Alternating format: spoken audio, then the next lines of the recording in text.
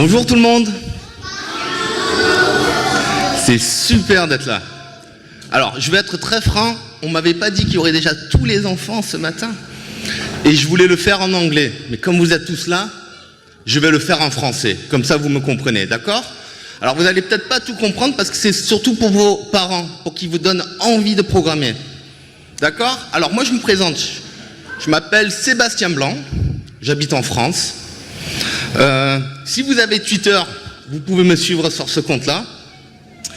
Et donc, ce que je vais vous raconter, c'est comment moi, j'ai commencé la programmation quand j'étais un enfant. Comment mon père m'a appris. Et comment moi, du coup, j'ai appris à ma fille à programmer. Et pourquoi c'est important. Programmer, c'est rigolo, c'est bien. Mais c'est beaucoup plus important que ça. Et on va le voir. OK? Donc, juste avant ça, je voulais vous féliciter pour la qualification à la Coupe du Monde. Bravo. Bravo, c'est très bien fait.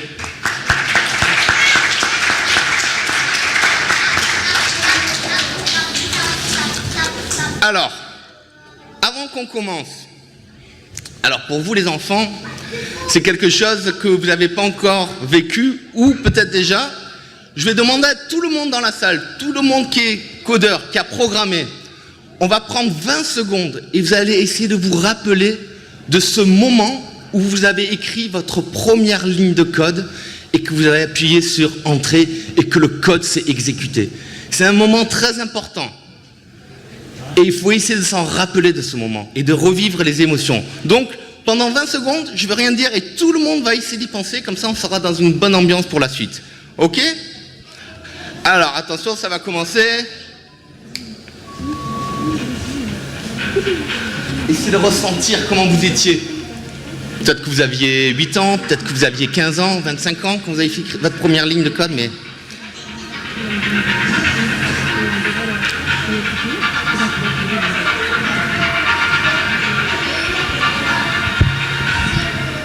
Zéro. OK. Alors, est-ce qu'il y a quelqu'un qui voudrait partager un souvenir avec moi de sa première expérience de ligne de code?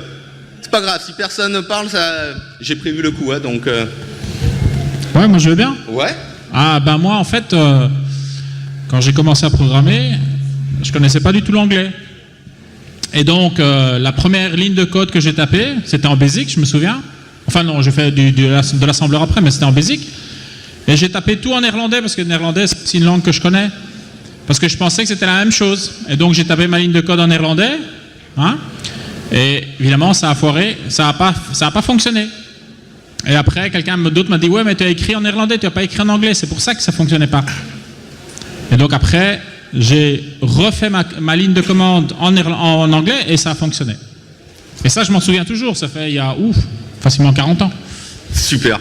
Et ça enchaîne bien avec moi, parce que je vais vous partager, moi, mon premier souvenir. Alors, mon premier souvenir, c'était il y a 32 ans, au moins. J'étais un petit garçon, j'avais 8 ans, je jouais au Lego. Regardez, je joue toujours au Lego.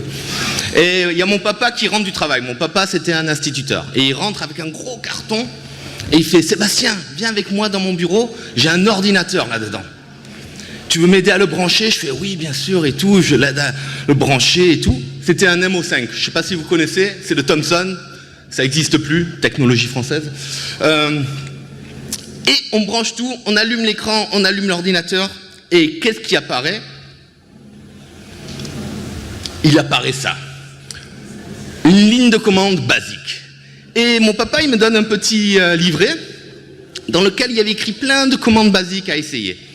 Et je me rappelle, ma toute première commande, ça a été...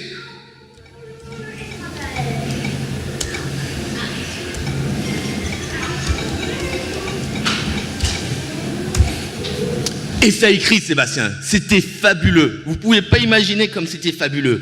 Puis, je regarde le petit livret et je vois qu'on peut faire d'autres choses. Et ça, c'est la deuxième chose que j'ai faite.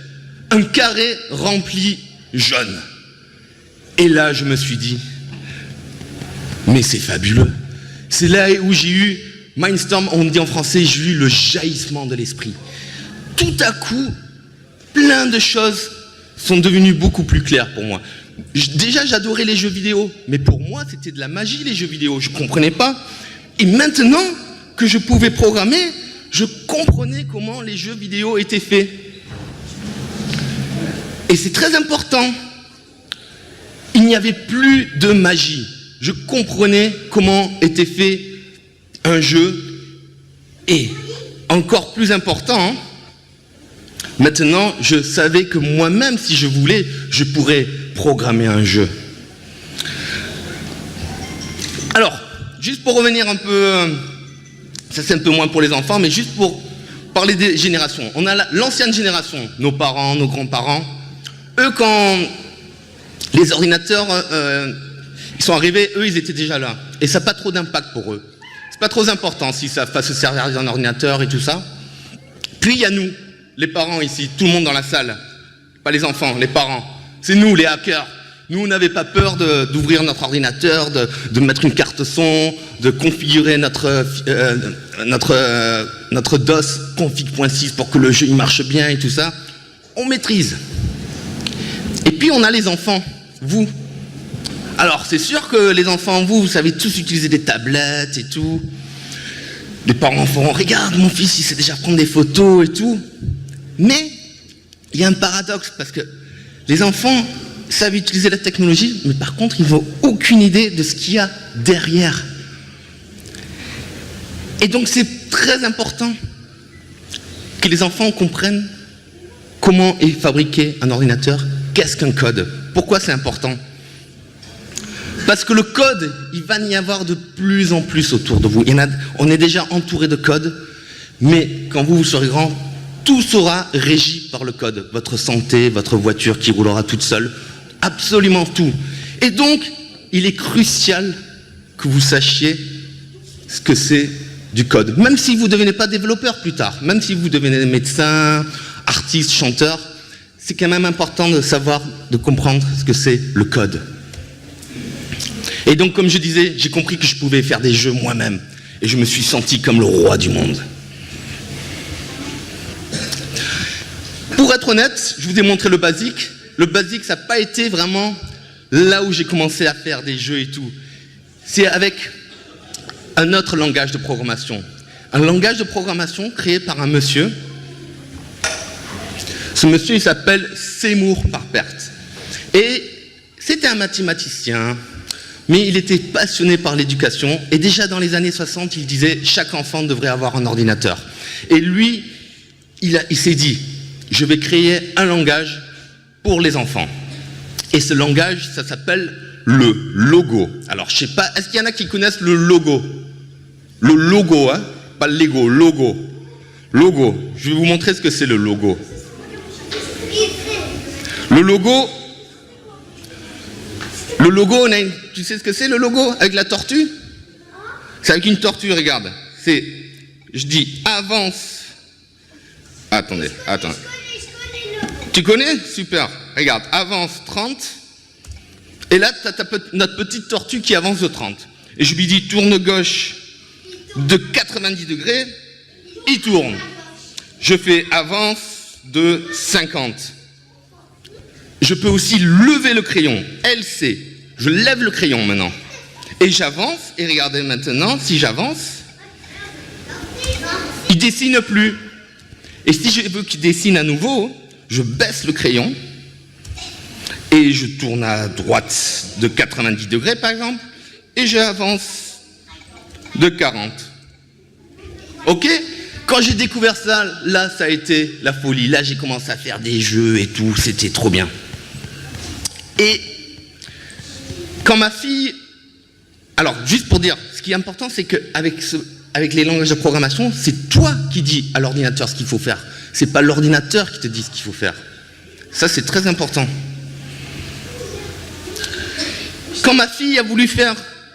Quand j'ai voulu initier ma fille à la programmation, pour être honnête, je lui ai pas montré le logo. J'ai montré plus tard. J'ai montré le petit frère de logo, qui s'appelle Scratch. Vous connaissez tous Scratch, les enfants? Alors, pour ceux qui ne connaissent pas, je vais vous faire une petite démo de Scratch. Scratch, c'est un peu comme le logo, mais c'est encore plus facile. Au lieu de taper du code, on prend des blocs et on les copie-colle et on peut créer n'importe quel programme. Alors, regardez, on va y aller.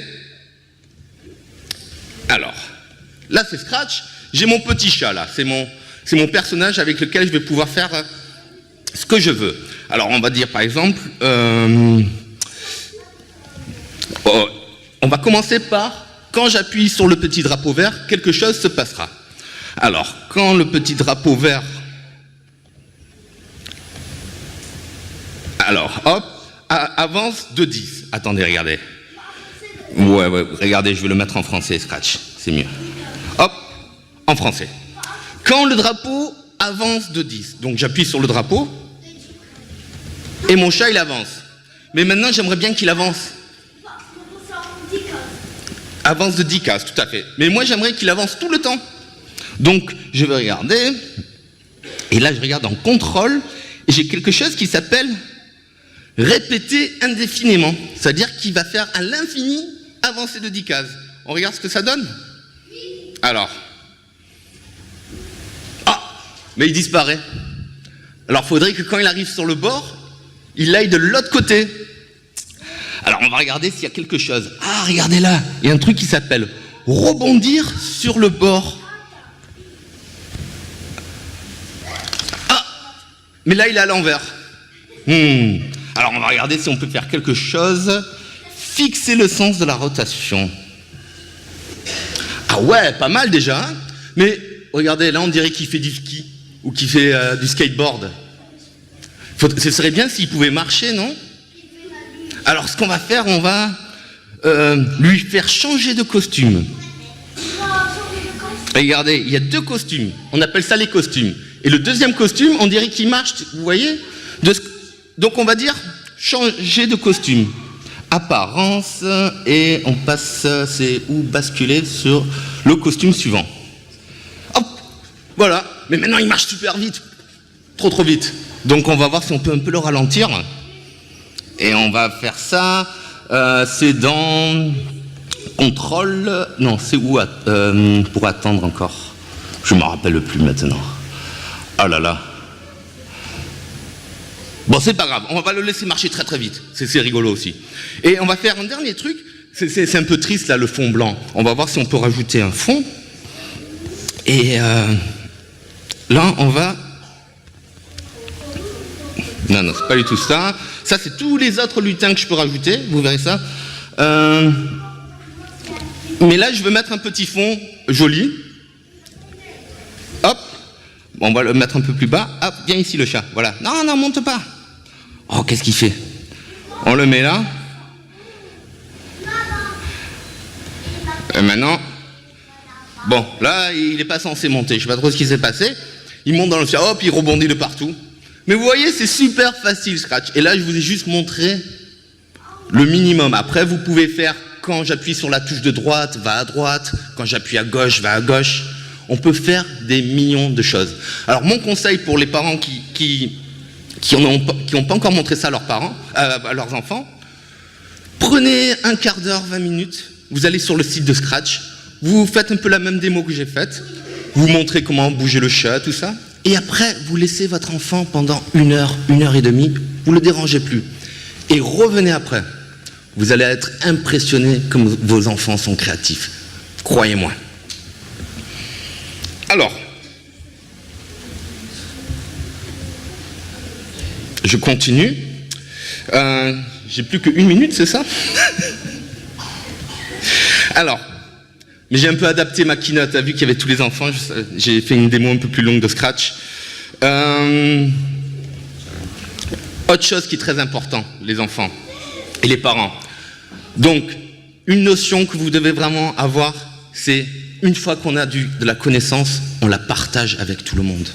Et on rejoint la communauté.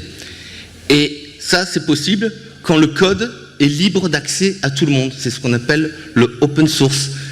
Et c'est très important que n'importe quel code, vu que le code va régir ta vie, il faut que tu sois capable de lire ce code, de le prendre et de le modifier s'il faut. Ok? Ok? Très bien. Scratch. Ce qui est très bien avec Scratch, c'est que tout le monde a accès à ton projet. Donc tu fais ton super jeu sur Scratch, tu le mets sur le site de Scratch, n'importe qui peut le regarder comment tu l'as fabriqué et faire une copie de ce jeu pour faire ses propres modifications. C'est ce qu'elle fait ma fille. Quand elle trouve un jeu qu'elle aime bien, elle le prend, elle fait oui, mais j'aimerais bien que, au lieu que ce soit un chat, ce soit une souris. Et elle change et elle met la souris par exemple. Donc ça c'est le partage. Ça c'est ma fille. Elle fait pas que du code, elle fait de la poterie, elle fait de la guitare. C'est très important ça aussi. Hein. Il faut pas faire que du code. Il faut que vous fassiez du sport, n'importe quoi. Je vais sauter sur ça parce que... Ah oui, juste une chose. Et un jour, ma fille, elle rentre dans mon bureau et elle voit que j'avais ça d'ouvert. C'est mon éditeur, avec du code très compliqué. Elle me dit, papa, je veux faire la même chose que ça. J'aime bien Scratch, mais j'aimerais bien écrire du code comme toi. Donc là, un autre conseil pour les parents. J'étais en train de chercher qu'est-ce que je pourrais apprendre comme langage à ma fille. J'ai pensé à Python, mais je ne sais pas faire du Python, moi. J'ai pensé à JavaScript, mais j'aurais été un très mauvais papa de conseiller ça. Par contre, j'adore le Java. Et Groovy, c'est un langage basé sur la JVM, où on peut faire du Java de façon très très simple. On n'a pas besoin de point-virgule à la fin, on n'a pas besoin de typer ses variables. Et là, je pense que je suis un peu just en temps, mais je peux vite vous faire une petite démo. Ce qui est génial avec Groovy, c'est que je peux faire println. Donc pour ceux qui connaissent Java, c'est pareil. Println, seb, pas besoin de point-virgule. Et vous voyez là, ça exécute mon code. En bas, vous voyez seb. Et bon, j'ai pas le temps, mais ce qui est super avec Groovy, vous pouvez introduire tout ce qui est classe et tout ce qui est orienté objet. Ma fille, j'ai commencé à lui apprendre ce que c'était l'orienté objet et elle a commencé à modéliser son école. Elle a créé une classe école, une classe élève, une classe maître. Après, on a montré qu'il pouvait y avoir une classe mère. Donc, ça, c'est mon autre conseil. Si vous voulez aller un peu plus loin, bon, pas quand votre enfant il aura 10 ans à peu près. Groovy, franchement, regardez, c'est super.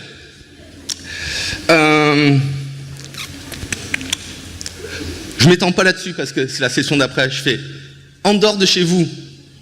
Qu'est-ce que vous pouvez faire? Vous pouvez faire des Devoxx for Kids, mais Daniel et Anna ils vont vous en parler. Après, juste ne vous limitez pas au code. Faites de l'Arduino, achetez-lui un Raspberry, faites du makey. Étendez, ne vous concentrez pas que sur le code. Ça, c'est juste une image, c'est moi avec ma fille. Avec ma fille, il y a 2 ans, j'ai fait à peu près la même keynote, mais elle était avec moi. Là, elle aurait bien voulu venir, mais elle avait école aujourd'hui. Et elle est en 5e et elle devait beaucoup travailler, donc c'était un peu compliqué. Je vais laisser la parole à Daniel et à Anaë, et je vous remercie beaucoup. Bravo Sébastien, merci.